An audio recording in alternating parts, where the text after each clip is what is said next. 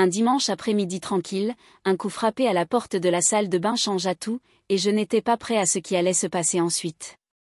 C'était un dimanche comme les autres, celui qui nous endort dans une fausse impression de calme. Le soleil était haut dans le ciel, projetant des rayons doux à travers les rideaux de notre petite maison de banlieue, créant une chaleur qui rendait tout un peu trop lent. Les dimanches avaient toujours été mon jour pour décompresser, pour prendre une pause après la semaine, et m'évader dans mes pensées ou me perdre dans un jeu vidéo. Mais ce dimanche-là, c'était différent, bien que je ne m'en rende pas compte tout de suite. Après le déjeuner, je me dirigeais vers la salle de bain, prévoyant d'y rester un moment. Tu sais comment c'est quand on cherche juste un moment de tranquillité pour soi-même. J'aimais faire défiler mon téléphone, jouer à un jeu ou deux, et profiter de la solitude. La salle de bain avait toujours été mon sanctuaire, un endroit où je pouvais m'isoler du monde et prendre un instant pour respirer. Mais ce qui devait être un après-midi normal et sans histoire allait prendre une tournure que je n'avais pas anticipée. Alors que je scrollais sur mon téléphone, le faible bruit de pas résonna dans le couloir. D'abord, je n'y fis pas attention, la maison étant toujours pleine de petits bruits, le craquement des planches de bois, le bourdonnement du réfrigérateur, le bruit lointain de la télé dans le salon. Mais ces pas étaient différents, quelque chose de délibéré, doux, mais intentionnel, s'arrêtant juste devant la porte de la salle de bain. Puis vint le coup frappé. Ce n'était pas un coup urgent, rien qui criait « sors tout de suite », mais assez étrange pour me faire marquer une pause. La voix de ma mère suivit, un peu trop enjouée, « Chérie, tu es là ?» Je fronce les sourcils, jette un coup d'œil à la porte fermée. « Oui maman, je sors dans une minute. » « Et d'accord, » répondit-elle, sa voix toujours joyeuse, un peu trop joyeuse, « prends ton temps. » J'entendis ses pas s'éloigner dans le couloir, et je retournai à mon téléphone, tentant de passer outre cette interaction étrange. Ma mère n'était pas du genre à venir me déranger dans la salle de bain, nous n'étions pas une famille qui avait besoin de mise à jour constante sur où nous étions ou sur ce que nous faisions. Mais ce jour-là, pour une raison ou une autre, elle avait ressenti le besoin de passer dire bonjour à travers la porte. Bizarre, mais pas de quoi s'en faire, ou du moins, c'est ce que je pensais. Les minutes passèrent et le calme revint. La maison était toujours silencieuse, à part le bruit occasionnel du vent qui caressait les fenêtres. J'essayais de me détendre, mais quelque chose à propos de ce coup frappé restait dans un coin de ma tête. Ma mère n'agissait pas comme d'habitude. Elle n'avait rien fait de mal, mais le ton de sa voix m'avait paru étrange. Je secouai la tête, essayant de chasser cette sensation de malaise. Peut-être était-elle juste de bonne humeur, me dis-je, peut-être voulait-elle discuter de quelque chose plus tard, ou elle vérifiait juste comment j'allais. Mais peu importe les explications que je trouvais, je n'arrivais pas à éliminer la bizarrerie de la situation. Et puis, juste au moment où je commençais à me détendre à nouveau, j'entendis de nouveau ses pas. Cette fois-ci, ils étaient plus lents, plus hésitants. Mon cœur se mit à battre plus vite sans que je comprenne pourquoi. Elle se tenait encore devant la porte, mais pourquoi ? Tout va bien là-dedans ? Sa voix était plus douce, presque hésitante. Oui, répondis-je, ma voix se brisant légèrement, je sors bientôt. Il y eut une pause, un silence un peu trop long avant qu'elle ne réponde, d'accord. Mais elle ne bougea pas. Je pouvais l'entendre debout là, juste derrière la porte, et mon cœur battait de plus en plus fort. Je n'avais aucune idée de pourquoi je me sentais aussi nerveux, mais l'atmosphère était de plus en plus tendue. Je me levai, jetant un regard à mon reflet dans le miroir. Je n'avais rien de changé, toujours mes cheveux en bataille, mon t-shirt tout pareil, mais l'ambiance dans la pièce n'était pas la même. Il y avait quelque chose dans l'air, quelque chose de lourd et de perturbant. Après ce qui sembla une éternité, j'entendis finalement ses pas s'éloigner dans le couloir. Je poussai un soupir que je ne savais même pas avoir retenu, mon corps se détendant légèrement, mais le malaise ne disparut pas. Je finis ce que j'avais à faire dans la salle de bain, me jetant de l'eau froide au visage comme si cela allait effacer la tension étrange qui m'envahissait. Enroulé dans une serviette, j'ouvris la porte de la salle de bain et m'engageai dans le couloir. Tout semblait normal, les mêmes photos accrochées au mur, la lumière douce filtrant par les fenêtres, mais je n'arrivais pas à me débarrasser de cette sensation que quelque chose n'allait pas, comme si l'air dans la maison avait légèrement changé. Je marchais dans le couloir, mes pieds ne faisant à peine de bruit sur le plancher en bois. Je passais devant la chambre de ma mère, la porte fermée comme d'habitude, et me dirigeais vers ma chambre au bout du couloir. Mais en tendant la main vers la poignée, je m'arrêtai net. Quelque chose attira mon regard, la porte était légèrement entr'ouverte, juste une fente, mais suffisante pour faire battre mon cœur plus vite. Ma mère ne rentrait jamais dans ma chambre sans demander, jamais. Je poussais doucement la porte, à moitié prêt à la trouver à l'intérieur, mais la pièce était vide. Tout était à sa place, mon lit bien fait, mes vêtements entassés sur la chaise, mon bureau en désordre avec des papiers et des bricoles éparpillées. Mais il y avait autre chose, quelque chose que je n'arrivais pas à identifier, le léger parfum de ma mère flottait dans l'air, son parfum à elle, subtil, presque imperceptible, mais suffisant pour confirmer ce que je redoutais déjà. Elle était venue ici, mais pourquoi? Je m'assis au bord de mon lit, l'esprit en effervescence. Peut-être était-elle simplement venue ranger, ou peut-être avait-elle besoin de quelque chose dans ma chambre, mais cela ne faisait pas sens, elle ne faisait jamais ça. Et le fait qu'elle n'en ait pas parlé après son coup frappé à la porte de la salle de bain rendait tout cela encore plus confus. Je m'allongeais sur mon lit, fixant le plafond, essayant de comprendre ce qui s'était passé. Plus j'y pensais, plus les questions affluaient. Pourquoi était-elle entrée dans ma chambre sans rien dire? Pourquoi avait-elle traîné devant la salle de bain ainsi? Et pourquoi avais-je cette impression qu'il y avait quelque chose qu'elle ne me disait pas? L'histoire ne s'arrêta pas là. Les jours suivants, cette étrange rencontre dans la salle de bain ne furent en rien ordinaire. Il y avait une tension dans l'air entre ma mère et moi, une tension que je ne pouvais pas expliquer. Ce n'était pas comme si nous nous étions disputés ou qu'il y avait eu une grosse querelle, mais il y avait comme une ligne invisible qui semblait avoir été franchie, et aucun de nous n'osait en parler.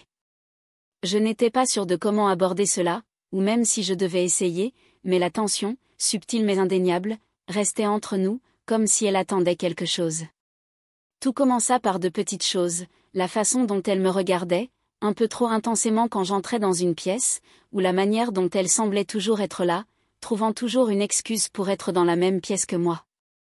À chaque fois que je tentais de m'isoler, elle apparaissait, dans le salon quand je m'y trouvais, dans la cuisine quand je prenais une collation, ou même en train de plier du linge sur le canapé quand je jouais à des jeux vidéo. Au début, j'essayais d'ignorer tout ça, en me disant que c'était juste une coïncidence. Peut-être voulait-elle simplement passer plus de temps avec moi, ou peut-être avait-elle quelque chose en tête qu'elle ne savait pas comment exprimer. Mais plus cela se répétait, plus il devenait évident que ce n'était pas juste un hasard. Il y avait une raison sous-jacente, quelque chose que ni l'un ni l'autre ne voulait affronter. Un soir, alors que nous étions assis sur le canapé à regarder la télé, la lumière tamisée de l'écran dansait dans le salon sombre. Le seul bruit était le faible bourdonnement de l'émission et le cliquetis occasionnel de la glace dans son verre. J'essayais de me concentrer sur l'émission, mais mon esprit revenait sans cesse à la façon dont elle était assise si près de moi, si près que je pouvais sentir la chaleur de son corps. Mon cœur battait plus vite sans que je comprenne pourquoi.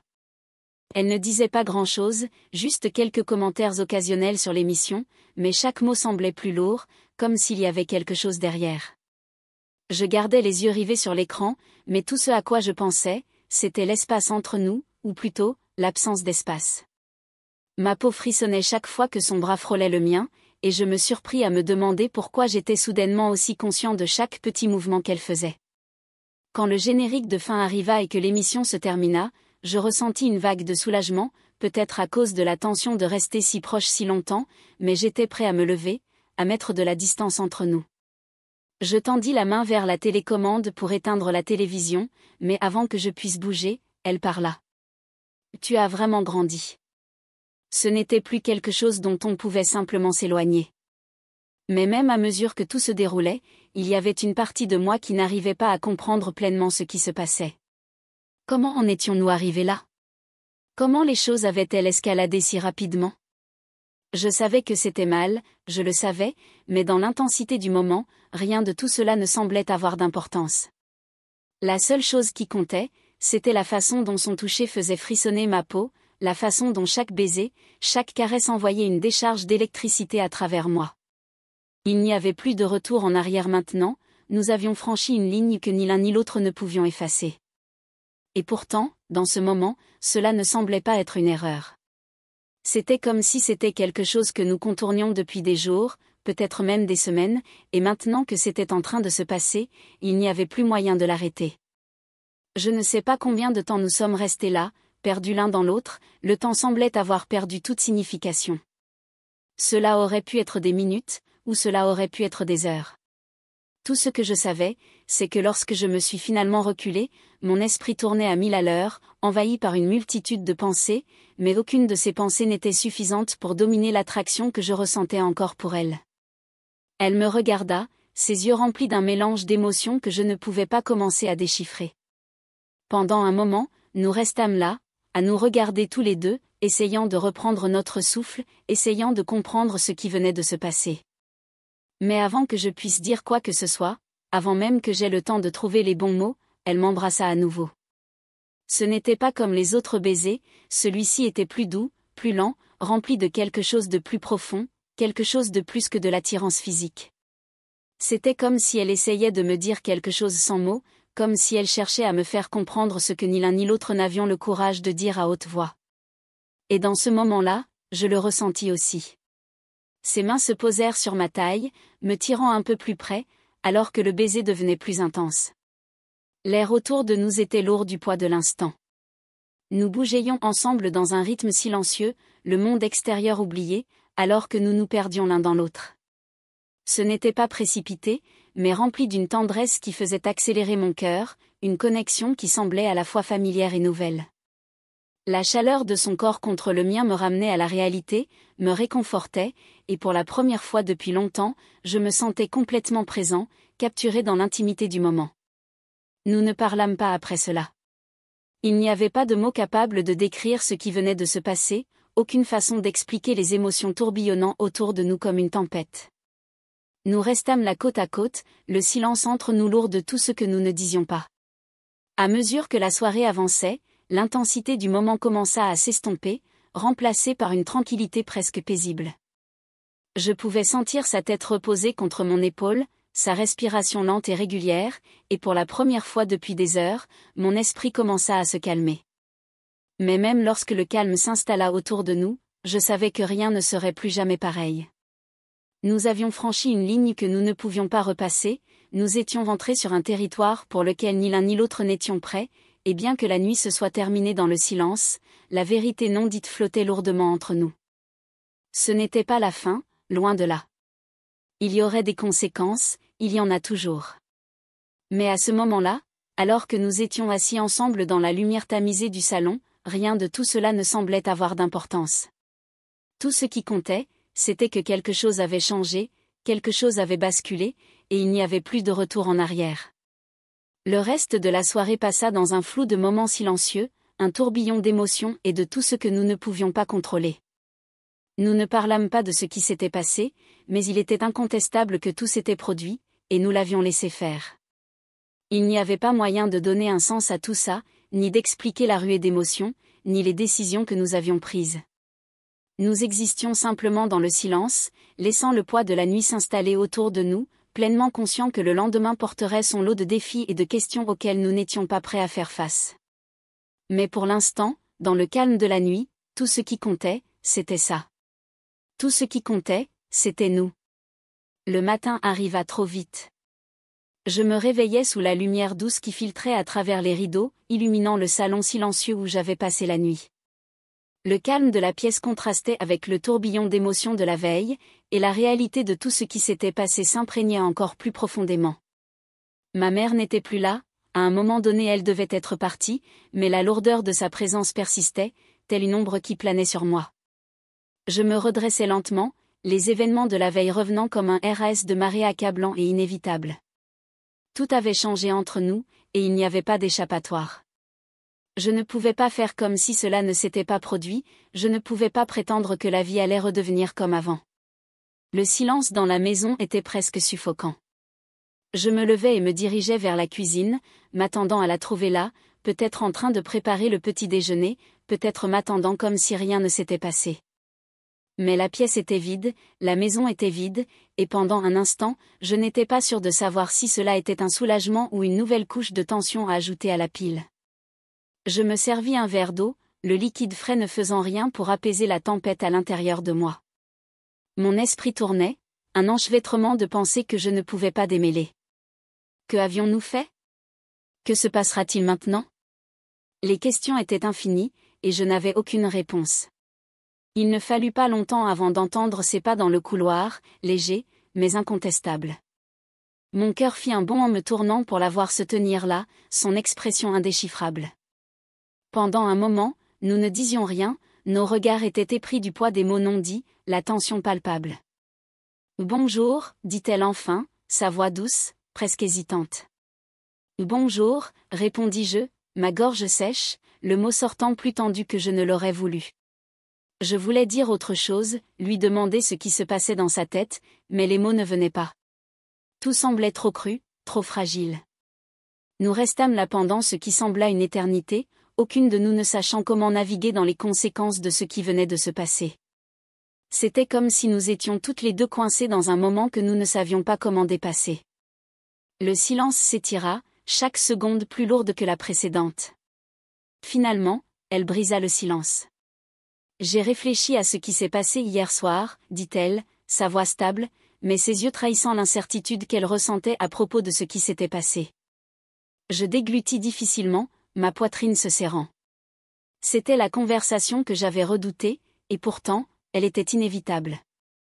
Nous ne pouvions pas ignorer ça, nous ne pouvions pas faire comme si rien n'avait changé. Oui, parvins-je à dire, ma voix à peine un murmure. Moi aussi, ajoutai-je. Il y eut une longue pause, et je vis la confusion dans ses yeux, la façon dont elle peinait à trouver les bons mots pour expliquer quelque chose qui ne faisait aucun sens. Je ne sais pas comment nous en sommes arrivés là, avoua-t-elle, sa voix brisée juste un peu. Je ne sais pas ce que tout cela signifie. Je ne savais pas non plus. Tout ce que je savais, c'est que quelque chose avait changé entre nous, quelque chose qui ne pouvait pas être effacé. Moi non plus, dis-je sincèrement, mais on ne peut pas prétendre que rien ne s'est passé. Elle hocha lentement la tête, ses yeux ne quittant pas les miens. Je sais, murmura-t-elle, je ne veux pas. Cette confession resta suspendue dans l'air entre nous, lourde de sens. Nous étions toutes les deux au bord de quelque chose que nous ne comprenions pas entièrement, mais il n'y avait pas de retour en arrière. La ligne avait été franchie, et que nous le voulions ou non, il nous fallait faire face à ce qui allait suivre. Je ne sais même pas quoi faire maintenant, dis-je, ma voix tremblante, tout semble tellement différent. Elle soupira en passant une main dans ses cheveux. C'est différent, acquiesça-t-elle, mais on va s'en sortir. Il le faut. Ces mots, bien que destinés à être réconfortants, n'apaisaient en rien la tempête qui faisait rage en moi.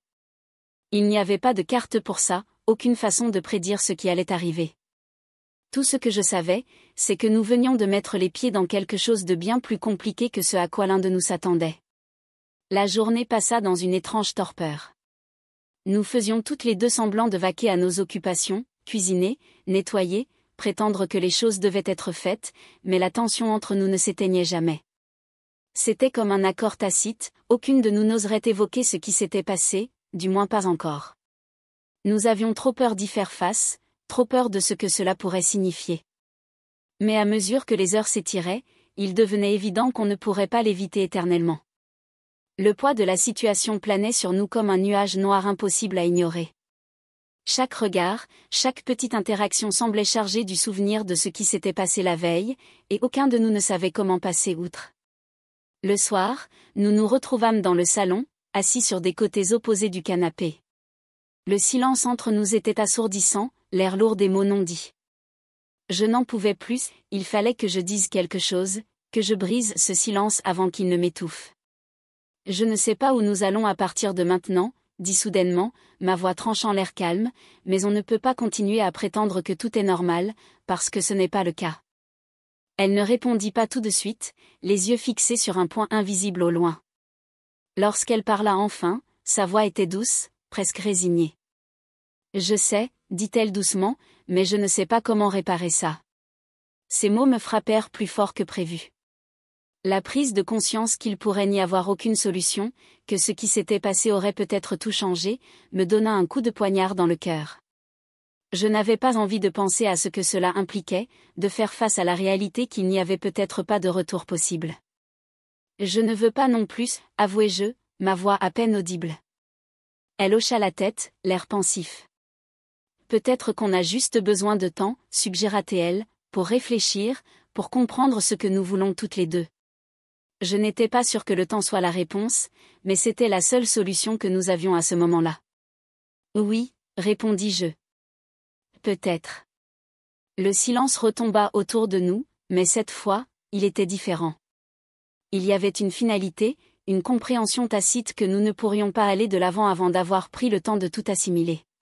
C'était une pause temporaire, un moment pour respirer avant de devoir faire face à ce qui viendrait ensuite. La soirée continua. Nous restâmes là, côte à côte, mais à des mondes de distance l'une de l'autre. L'écart entre nous n'avait jamais semblé aussi vaste, et pourtant, il y avait toujours cette connexion silencieuse, un fil invisible qui nous liait, même si aucune de nous ne savait où il nous mènerait. Finalement, elle se leva, rompant à nouveau le silence. « Je vais me coucher », dit-elle doucement, la voix portant une fatigue qui allait au-delà du physique.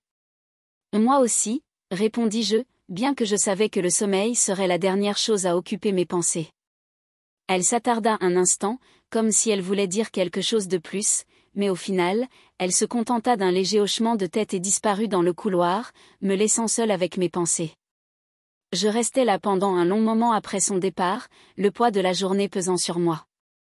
Je ne savais pas ce que l'avenir nous réservait, ni comment nous allions naviguer dans cette étrange nouvelle réalité, mais une chose était certaine, rien ne serait plus jamais pareil. Nous avions franchi une ligne qui ne pouvait pas être effacée, mis les pieds dans un territoire bien plus compliqué que tout ce que l'on aurait pu imaginer, et maintenant, il nous fallait faire face aux conséquences. Le silence de la maison m'enveloppait comme une couverture lourde, et pour la première fois depuis longtemps, je me sentais totalement en paix. Laisse un like et surtout, n'oublie pas de t'abonner pour la prochaine histoire.